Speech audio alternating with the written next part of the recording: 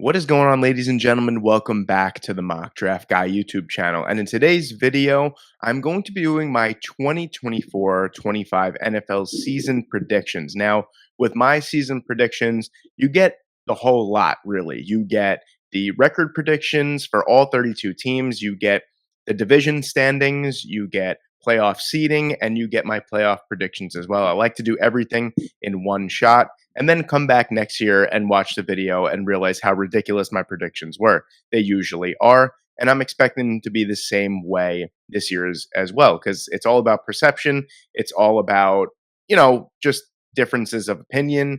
Of course, not everyone's going to love my predictions, but be that as it may, a couple things I want to get out of the way is I don't think I'll be straight with you guys. I don't have a single team that is under 5 wins. And I'm being a little bit passive in that. I was a little bit more passive with my predictions this year rather than being really aggressive like I've been in years prior, because I just feel like there's so many good squads, and there really aren't too many squads that are that bad that would be under 6 or 5 wins, to be quite honest with you. But of course, as the season goes on, as injuries accrued, all that kind of good stuff, unbelievable comebacks, whatever it may be. There's going to be some surprises, there's going to be some disappointments, but this is predictions without injuries taken into account, of course. So let's get into it. So this is the other thing I wanted to say. Don't even know if this is the Super Bowl 59 logo, but I saw this. Don't know if this is the confirmed one, because when I went to go look for it, I saw like 75 different logos saying this is the Super Bowl 59 logo, but I went with the one that I thought was the coolest. This one, obviously, it's in New Orleans this year. This one is super, super cool. So this is the one that I went with. But we're going to dive into my division first, the AFC East here. And this is the way that I have it laid out. We have the AFC East on the right side here, and these are the division standings. And right away, you see maybe a couple surprises right out of the box. I have the Buffalo Bills winning the division at 12-5, my New York Jets at 11-6 in second. In third place, I have the Miami Dolphins at 9-8, and then the New England Patriots in the last place at 6-11. So I guess we'll start from the bottom up. Pretty simple. I'm not going to be giving long-winded explanations for why I have teams where I have them. If you want further explanations, just hit me up in the comment section below. I'll be happy to expand on some thoughts and statements that I had, but I don't want to bore you guys to death with a full, unbelievably long explanation for every single thing. So we're just going to quickly hit it and move on. There's a lot of divisions, a lot of teams, a lot of things to go over here. So right off the bat, I have the New England Patriots in last place. Pretty straightforward. I really love what they did during the draft. I love the fact that they re-signed Mike Onwenu. I thought that was absolutely huge. I do think this offensive line still needs a boost, in my opinion, on the left side. That's something that maybe we could look at next offseason with an amazing tackle class coming up in the 2025 NFL draft. But, growing pains of Drake May. This roster, to me, is just the worst in the AFC East. And I think out of the consensus, I have the New England Patriots doing a little bit better than some other people. I saw some people had 3-14, 5-12, 4-13. I don't think they're nearly going to be that bad. And I think that they're going to be in a lot of games. I just think it's going to be growing pains. It's a really tough division as well. You got 2 rookie wide receivers that are probably going to be the primary targets as well. So a lot of growing pains on this team, a rookie head coach. I think that the New England Patriots are going to be more than fine after this year, but this year I think it's going to be a little rough for them. Then in third place, I have the Miami Dolphins, and really, it has nothing to do with the offense. Really, even maybe the secondary, but just the defensive line, the front 7 of the Miami Dolphins to me just doesn't scare anyone, or it shouldn't scare anyone. And I think the teams are just going to absolutely run all over them. You have 3 pretty decent rushing attacks in the division itself. You have James Cook, you have now Breece Hall, and you have Braylon Allen. You have Ramondre Stevenson as well, and I believe Antonio Gibson. So you have some really good 2-headed monster rushing attacks here. Oh, and of course, Ray Davis in Buffalo now as well. So they're going to be relentless on the ground with you. And the Miami Dolphins schedule at the end of the year gets really, really difficult as well. I don't remember off the top of my head, but I believe that they go to LA to face the Rams. They go to San Francisco to face the 49ers. I believe the last game is against the Jets at MetLife. So they have some really tough games to end the year. So I don't think it's a matter of them being inconsistent throughout the entire year. I think it's a matter of them having a good record, 9-4, maybe even 9-5, and then losing those last three games, unfortunately. So a little bit of a tough break for the Miami Dolphins, but really the top three teams in this division to me can be completely interchangeable because the Dolphins have just such a potent offense. My New York Jets, I have them at 11-6. Last year, I had them at 12-5. They ended up going 7-10. And what I said then held true. I said, if the Jets can stay healthy, they're going to be really, really good. If the Jets get injured, they're going to be really, really bad. And it's kind of the same notion this year as well. This Jets team, Joe Douglas has done a fine job of building this New York Jets roster. It's all on the shoulders of Aaron Rodgers at this point. The defense is going to be amazing, regardless of who's under center. The offense could be really, really ugly, even with an experienced and good backup quarterback in Tyrod Taylor.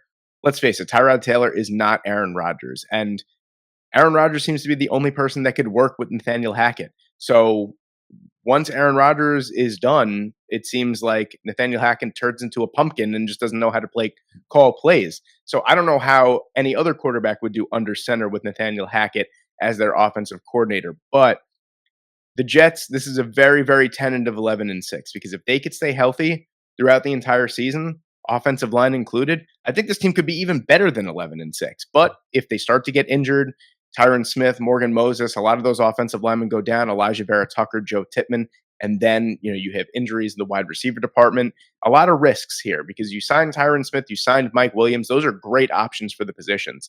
But of course, it comes with huge injury risks as well. So if Mike Williams goes down, then you're in a little bit of trouble. Same thing with Tyron Smith. Same thing with Morgan Moses. Same thing with Aaron Rodgers. So we could be sitting here 6-7 months from now laughing at these predictions saying, oh my God, I can't believe you thought the Jets were going to go 11-6. They got decimated by injuries and they're going 6-11 or 5-12. So it's a very tentative 11-6, but I do think if they stay healthy throughout the entire year, they could potentially be even better than that. And the Buffalo Bills at 12-5, this really shouldn't surprise anyone. Contrary to belief, I think that the Buffalo Bills had a really good offseason. I think they got rid of some dead weight in the secondary.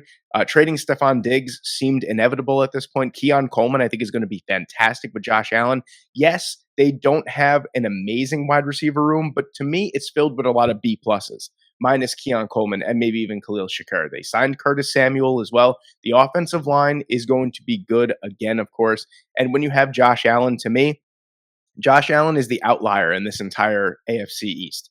I think as long as the Bills have Josh Allen, they're going to win the division every single year. He's just one of those top quarterbacks that just finds ways to win regardless. So I think 12-5, the top two could easily be interchangeable as well. 11-6, 12-5 could either be the Jets or the Bills. But for now, for this, I'm going to have the Buffalo Bills at 12-5. So we're going to move on to the AFC North now. Now this is, there's two divisions that I really, really struggled with the way that I wanted to predict them per se.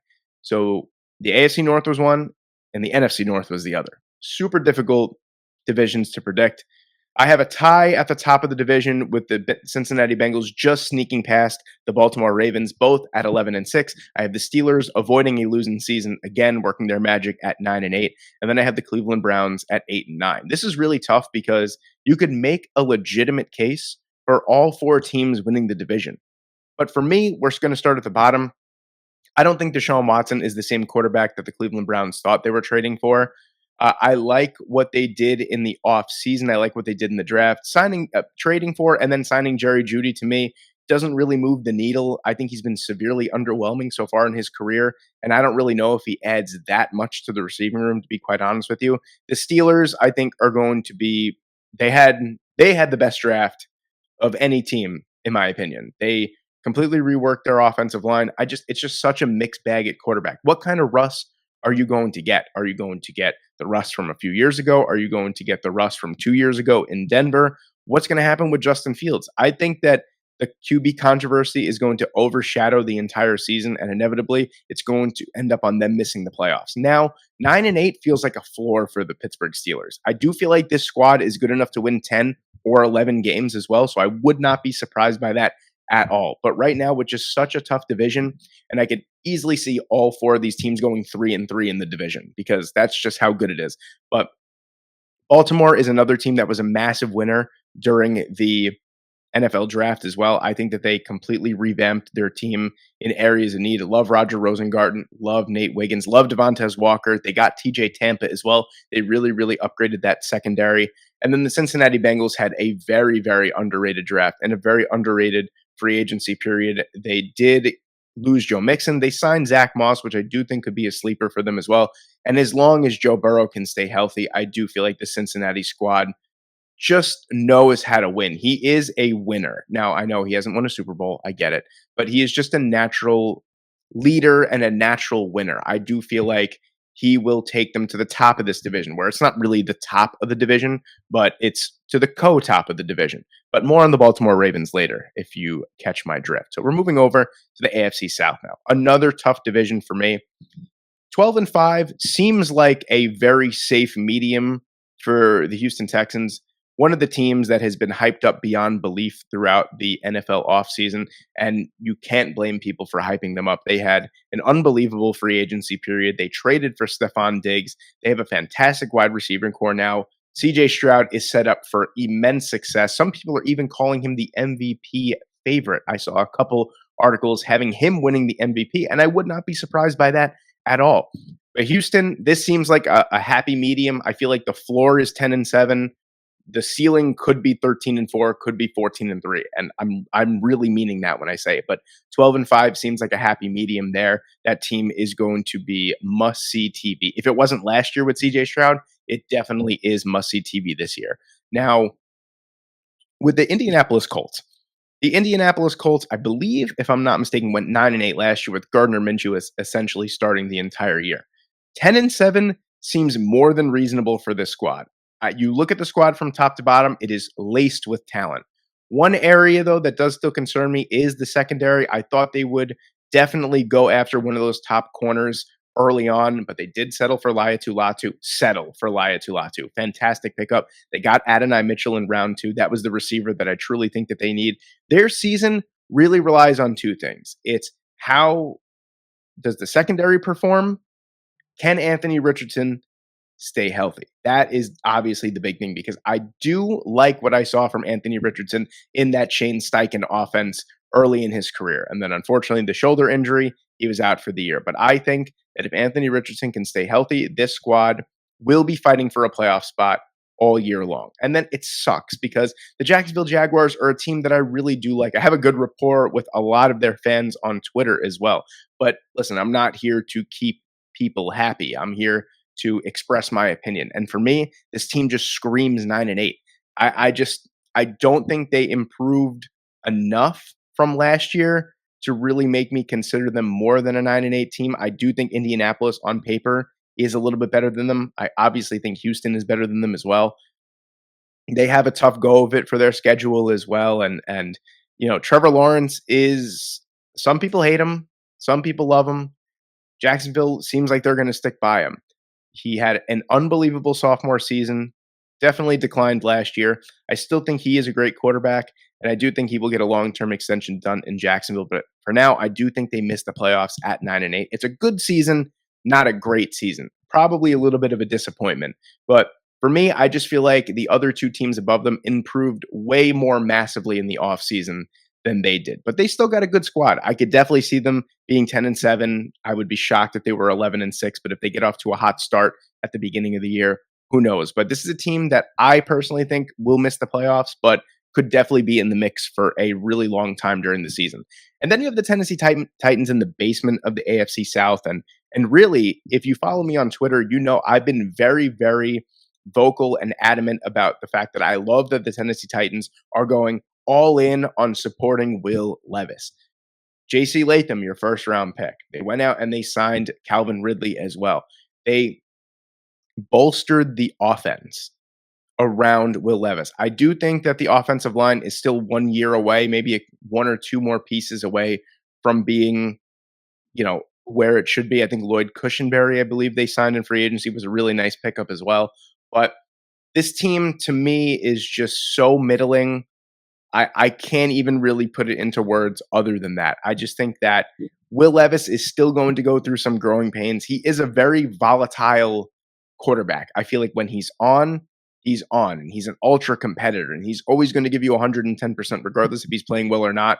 But when he's off, man, he is just not a great quarterback. He's going to come with a lot more growing pains. You could even see the Tennessee Titans possibly even entertaining picking a quarterback in the 2025 NFL draft if this season goes as bad as it potentially could.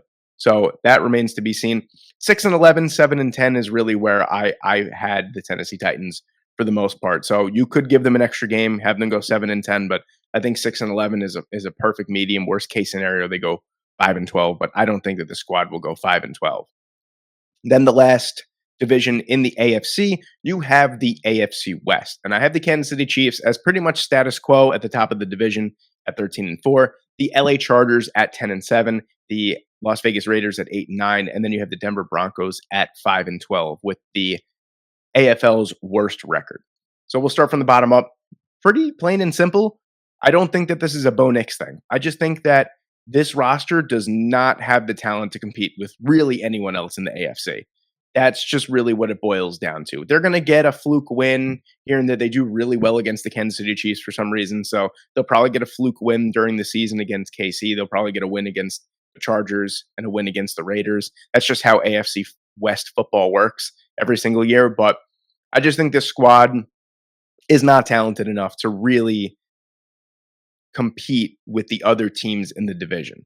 So 5-12 seems like around that part. I think if they can go 5-12, secure a top 5 pick, maybe trade back, or maybe even stick and pick at 5, get another unbelievable weapon or get a corner or something like that, then they could be in business to start improving. But this really does seem like a rebuild, but not really a full rebuild because they still have Pat Surtain.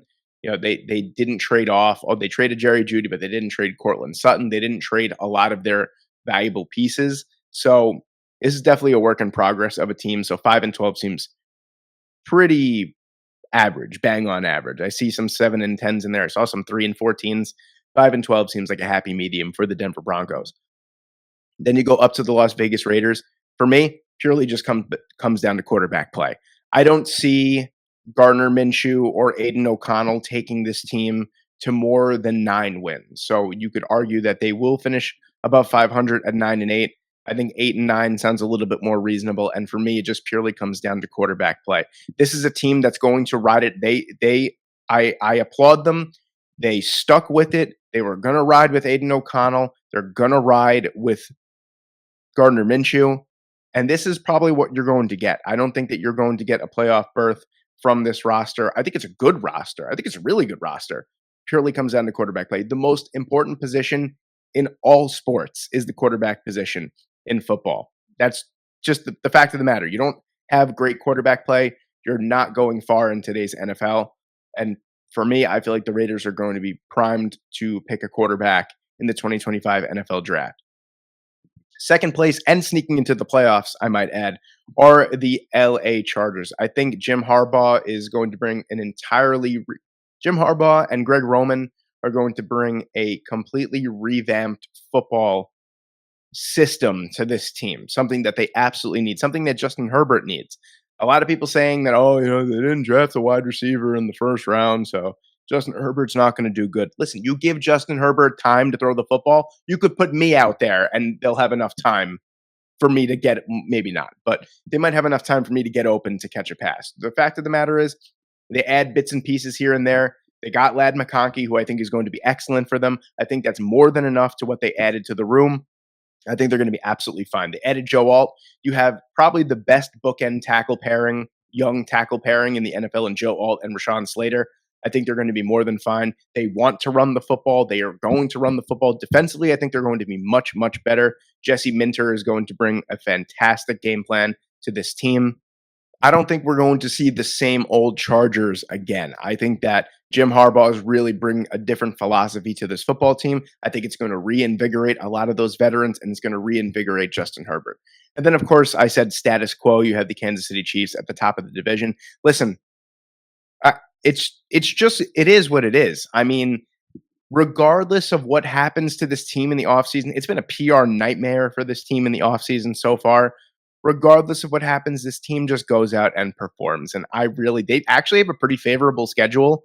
I'm pretty sure their strength of schedule is like just over 500 from last year. So I think that that's more than enough ammo for this team to do well. Xavier Worthy, Marquise Hollywood Brown, Rasheed Rice, Travis Kelsey, they're good to go. They'll be fine. Defensively, they lost a ton of pieces. They traded L'Jarius Sneed. But at the end of the day, this team is the Kansas City Chiefs. They can go and parade a bunch of undrafted rookie free agents out there, and they somehow do well. They get a ton of production from day 3 picks. I'm not even worried about this team in the slightest. They're going to go 13-4 and probably be the number 1 seed in the AFC again. Now we're going to go over to the NFC side. I'm going to start in the same order that I did before. We're going to go to the NFC East here. So we have the Philadelphia Eagles at the top of the division at 12-5, the Dallas Cowboys at 10-7, the Washington Commanders at 8-9, and the New York Giants at 6-11. So start from the bottom up. The Giants, pretty simple. This is really the first time that we see Daniel Jones with a legitimate number 1 wide receiver in Malik Neighbors. I think he's going to be fantastic. I don't think that's enough to propel this team to more than 6 wins. Defensively, I think they got a lot better, but besides from Malik Neighbors, I didn't see them make really too many huge additions on the offensive side of the ball. They lost Saquon Barkley as well, and they essentially replaced him with Tyrone Tracy, who's like a 24-year-old or 25-year-old rookie, and Devin Singletary. So don't really know if those two can match the production of Saquon Barkley. They didn't add too much to their offensive line, which kind of scared me a little bit as well. And Daniel Jones being Daniel Jones, I think we already saw what his ceiling is that year that they went to the playoffs. So, and not to mention, they have a pretty brutal schedule in 2024. So, all that, I really don't see more than 6 or 7 wins, to be quite honest with you. Washington is a team that I think is going to be really, really stingy, depending on the development of Jaden Daniels. This is a team that screams 2023 Houston Texans to me. It just does. I don't ask me why, it just does. I think that this roster is immensely talented from top to bottom. I thought they could have added a little bit more on the offensive line. They got my favorite defensive player in the entire draft class in the second round in Jerzon Newton. Love that addition there. Could see them moving on potentially from Daron Payne or Jonathan Allen, or a 3-man rotation in the middle, something along those lines, with Dan Quinn presumably calling the defensive plays. I think this team is pretty talented. I really do. I just think it comes down to how Jaden Daniels develops. And I think that Commanders fans in the comment sections, if you guys watch this, let me know what you think about this 8-9 record. I'm curious because this is a team that potentially could win 9 or 10 games. I really do think that. As the season goes on, as Jaden Daniels develops with the Cliff Kingsbury offense.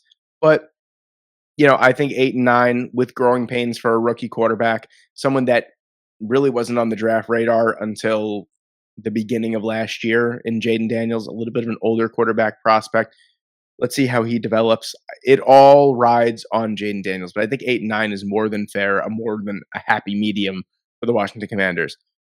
And I feel like I'm being pretty generous with the Dallas Cowboys here at 10-7. This team, to me, they couldn't. They were hampered financially. They couldn't do anything in free agency. I'm not going to knock them for that, for not being able to do anything. What are you going to do? But the rushing attack is just absolutely brutal. I really thought that they were going to attack the running back position earlier in the draft. I know that they really couldn't find one in free agency. They had to settle on bringing back Zeke Elliott. I think that is going to hamper the offense immensely, because what are we relying on here? Rico Dowell, Deuce Vaughn, Zeke Elliott? Man, that is a rough go of it as well. I like what they did in the draft. I love Marshawn Nealon. I love Cooper Beebe in round 3 as well. Maris Liufau is a player that I really like as well. That could be a potential captain on that defensive side. I don't know. Dallas to me is just this roster does not feel as good as years prior. And not only that, I feel like with the running game hampering this offense, teams are really, really going to sink in on trying to stop and defend CeeDee Lamb. And obviously that takes away from Dak's number 1 option there. And then, of course, you have Dak Prescott, who I think is a fine NFL quarterback, pretty overhated for the most part. But then again, you have Dak Prescott. So moving on to the Philadelphia Eagles, I think they just absolutely murdered the draft. They absolutely killed it. In free agency as well, they traded Hassan Reddick. They got Bryce Huff. I mean, a fantastic trade off, if you ask me, as a Jet fan and as a Philadelphia Eagle fan. I think that's a pretty much like for like trade, and you got 3 years of control for Bryce Huff. Quinyon Mitchell and Cooper DeJean in the first 2 rounds of the draft is absolutely exactly what this team needed. Really, that was the only flaw that I could find on this team that really hampered them in the second half last year. They were just getting completely cooked defensively in the secondary. And man, did they ever revamp that secondary. I love it. I think they're going to be right back for fighting for the Super Bowl yet again at 12-5. Honestly, feels like a ceiling for them. And maybe this is a surprise here as we go to the NFC North, but here is your number one team in the NFL, ladies and gentlemen. I have the Detroit Lions at 14-3, leading the way as the best record in the NFL. The Green Bay Packers at 11-6, the Chicago Bears at 9-8, and the Minnesota Vikings at 7-10. We'll start from the bottom up. Simple as this, I think J.J. McCarthy has an immense amount of talent. I do think he is the greenest rookie quarterback that's probably going to be starting. And even if he isn't, then you have Sam Darnold, someone who has shown real potential in the NFL, but really nothing more than just a few potential plays here and there. So despite the fact that Kevin O'Connell is one of the few quarterback whisperers in the NFL, the fact that offensively they have probably the best situation that a rookie quarterback can fall into, with their weapons, with their offensive line. I think the running game took a little bit of a hit. I like the Aaron Jones signing, but that is not a long-term solution, not young legs, if you know what I mean, for the running back position as well. So I like the pickup there. I do think they're going to have to rely a little bit more on the running game than they would like to. Defensively, Brian Flores made chicken salad out of chicken shit last year. I fully expect him to do that again because this defense definitely did improve, but it didn't improve as much as I would actually like it to. Love the Kyrie Jackson pick there, and I believe that was round 3 or 4. Absolutely love that pick. He's going to be a fine addition to the secondary. I just think, again, I don't want to sound like a broken record, but I think it's going to be a lot of growing pains with J.J. McCarthy. That's really what the 7-10 record relies on. I think next year they're going to be right back in it, fighting for the top of the division, but I think this is a little bit of a lull for them in terms of the development of J.J. McCarthy. Now you have the Chicago Bears. Again, this kind of feels like a happy medium because if Caleb Williams is as good as advertised, I think they have the third easiest schedule in the NFL. I could easily see them winning 11 or 12 games next year if Caleb Williams is as good as advertised. If he's not, and he's okay, I think this is what we get 9-8 here. I don't think he's really going to be a problem, to be honest with you. I think he's going to be fine, and I think that's what it's going to be his rookie year. I don't think he's going to light the world on fire. People, let's just get it out of your head now. He's not going to be a bust. He's not going to be a bust. I know that the boomers are wishing that Caleb Williams is going to be a bust. It's not going to happen. He's not. I'm telling you, I'm willing to stake my reputation on it. I don't think this man is going to be a bust at all. I think he's going to be absolutely fine. But for his rookie year, I think he's going to struggle here and there. And I think that's what ultimately leads to the 9-8 record. I do think on the other side of the ball, I think there are a couple areas that the Chicago Bears could have built up a little bit more that they should focus on for the next offseason. Defensive line being really that. I like trading back into the draft to get Austin Booker. Don't think that he's your long-term, starting solution across from Montez Sweat, though. So I think teams are really going to try and stop Montez Sweat, and there's not much more in that pass rushing room to kind of get scared about. So I think 9-8 is a happy medium. And then the Green Bay Packers are a team that, have a pretty difficult schedule. It's so funny how the schedule works because you look at the Chicago Bears who have the third easiest schedule, and then it's like the Green Bay Packers have like the 7th hardest schedule. And they're in the same division. Don't really know how that works. But the Green Bay Packers are a team that I think are not going to catch anyone by surprise anymore. I think teams are going to be ready for Jordan Love, and I think Jordan Love is going to be ready for them. I think he is absolutely legit. I think the addition of Josh Jacobs is going to be fantastic for this Green Bay Packers team. This is a team, in my opinion, for the foreseeable future is going to win 11, 12, 13 games every single year. This is a really good, really young football team.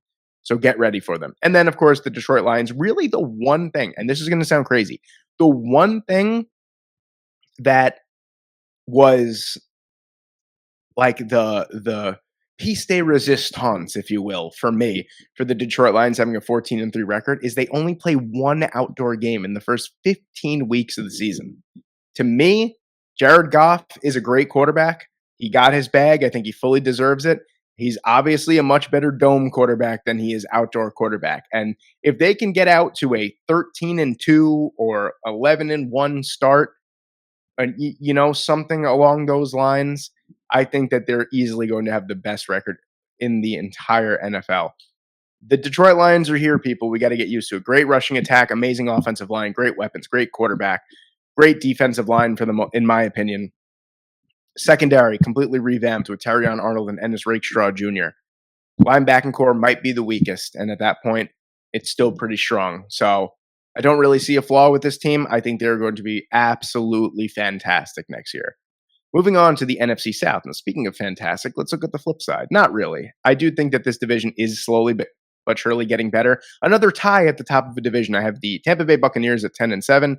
Leading the way, I have the Atlanta Falcons at 10-7 in second place. The New Orleans Saints at 7-10, and then the Carolina Panthers at 5-12. Going from the bottom up, I think the Carolina Panthers are going to be much improved this year, a lot more improved than their 5-12 record. I think they're going to be in a lot of close games, and David Canales is going to be a really, really good head coach. I think that they are still. I think they made a lot of really nice improvements to this team in free agency and during the draft to build around Bryce Young. I still think they're 1 year off from being a legitimate contender, even in a weak division. Then you have the New Orleans Saints, who really, to me, are boasting the worst roster that they've boasted in quite some time. I could be underestimating them. It could be 8-9, 9-8. I think they had a pretty solid draft, especially the first two picks, Kool-Aid McKinstry, Talisi Fuaga. Great picks there. Love that. But to me, this roster is just so bleh. Dennis Allen is so bleh.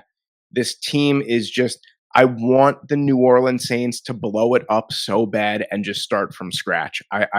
We've been in a few years here of just middling football where every year just doesn't really matter, of 10-7s and 9-8s and 8-9s, and let's just blow it all up, go 2-15 and start from the beginning again. But 7-10, I feel like, is where this roster sits. I think everyone's hyping up the Atlanta Falcons just a little bit too much. They do have the easiest, I believe they have the easiest schedule in the NFL. Hence why I think they go 10-7 with Kirk Cousins. This roster is much improved from last year, and they almost made the playoffs last year too. Same thing with the Tampa Bay Buccaneers. They made the playoffs last year, winning the division. They won a playoff game against Philadelphia. I think it's about the same thing. I think their roster did get slightly better. It did not get worse, that's for sure. I think it got slightly better, so the slight improvement from last year to this year. So moving on to the NFC West now. Maybe a big surprise at the bottom, but I have the San Francisco 49ers going 12-5 like they did last year. I have the LA Rams going 11-6. I have the Arizona Cardinals going 8-9, and the Seattle Seahawks going 7-10. I do like the Seattle Seahawks. I just think that they got rid of so much dead wood and they didn't replace every single team need that they had. That's just my opinion. Love Byron Murphy. I think the offensive line still needs some massive work. Don't know how much I believe in Geno Smith and Sam Howell as your two quarterbacks, and really that's it for me. Defensively, the secondary took a massive step back last year. I don't see them improved on last year, to be honest with you. As a whole, I think Devin Witherspoon, Tariq Woolen, Kobe Bryant, I think those guys are great. I just think as a whole unit, I don't think that they got better. And really, that's where I think that they're a pretty middling team at this point. The Arizona Cardinals, I see a lot of people having them at like 4-13. I don't know where you're getting this from. I think they had a great offseason. They invested in Kyler Murray, and they had a fantastic draft as well. And I think that they are 1 year off from being a contender in this division again. I think Kyler Murray looked pretty dang good coming back from injury last year. And I think as time goes on and as the rush shakes off, I think they're going to have a good season. This could honestly be a floor. I could see them winning 10 games as a surprise. Their offense, I think, is going to be sneakily good. I really do. I love Michael Wilson and, of course, Marvin Harrison Jr. and Trey McBride.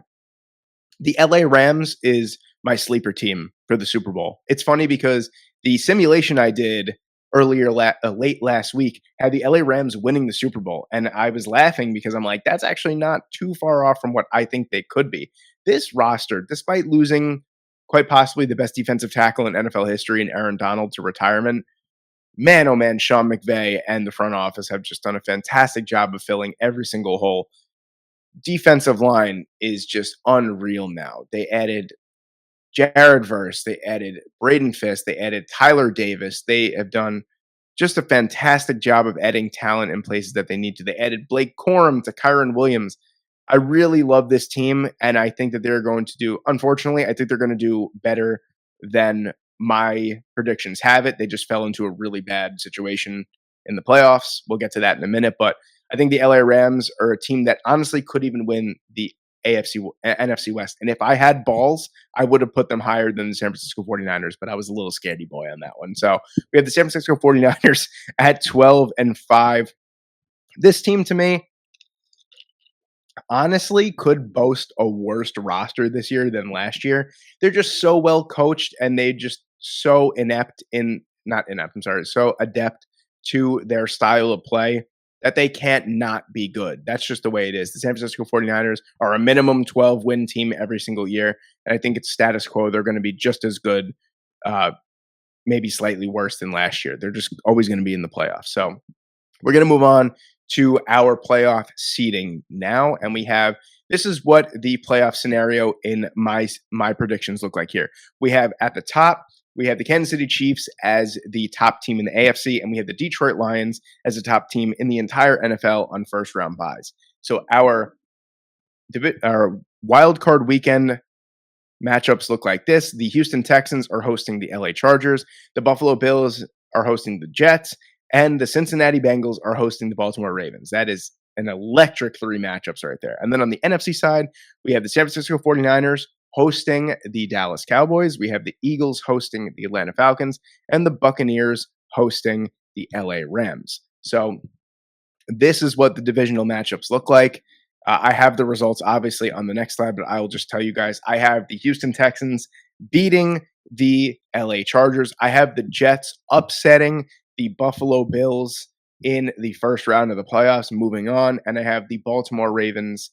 I don't know if that would really be considered an upset, but I have them upsetting the Cincinnati Bengals away from home, moving on to the divisional round. And then on the NFC side, I have the San Francisco 49ers beating the Dallas Cowboys, the Philadelphia Eagles beating the Atlanta Falcons at home, and then I have the LA Rams upsetting the Tampa Bay Buccaneers away from home. So we move on to the divisional round here. We have the Kansas City Chiefs up against the New York Jets. We have the Houston Texans against the Baltimore Ravens. And then we have the Detroit Lions against the LA Rams and the San Francisco 49ers against the Philadelphia Eagles. Now, at this point, I understand you guys if you call me a homer, but I really do think it kind of goes back to the matchup between the Kansas City Chiefs and the New York Jets with Zach Wilson as the quarterback and an arguably much worse offensive line. I know that the Jets were home, but they narrowly missed out on beating the Kansas City Chiefs. And I know what you're going to say, Peter, that's crazy because that was a regular season game and the Chiefs just know how to win in the playoffs. Yes, I understand that. But I don't think we're grasping the reality of the fact that if this Jets roster stays healthy, this is a potential championship winning roster. And I might sound crazy being a Jet fan saying that, but I absolutely do think defensively, easily a Super Bowl caliber defense. Offensively, maybe one or two players away from being a Super Bowl caliber roster. I really do think they're going to be fantastic if they stay healthy. Hence why I have the New York Jets going into Arrowhead and shocking the world and moving on to the AFC Championship game against the Baltimore Ravens. The Baltimore Ravens going into Houston and just completely outdueling the CJ Stroud-led Houston Texans. Now, on the other side, this is where the unfortunate scenario lines up for Matthew Stafford. He goes back to Detroit. He loses yet again to the number one seeded Detroit Lions. And then I have the Philadelphia Eagles going into San Francisco and beating the San Francisco 49ers. Now, the AFC Championship is set on this side. We have the New York Jets against the Baltimore Ravens, and we have the Detroit Lions against the Philadelphia Eagles. Where our Super Bowl 59 matchup will be the Baltimore Ravens against the Detroit Lions. A Super Bowl that a lot of people wanted to see this past year that we didn't get to see. I do think that with the additions that the Baltimore Ravens made this offseason, I think that they are one of the best teams in the entire NFL. And I know you're going to say, oh, well, you had them as a 5 seed in the wild card. Yeah, whatever.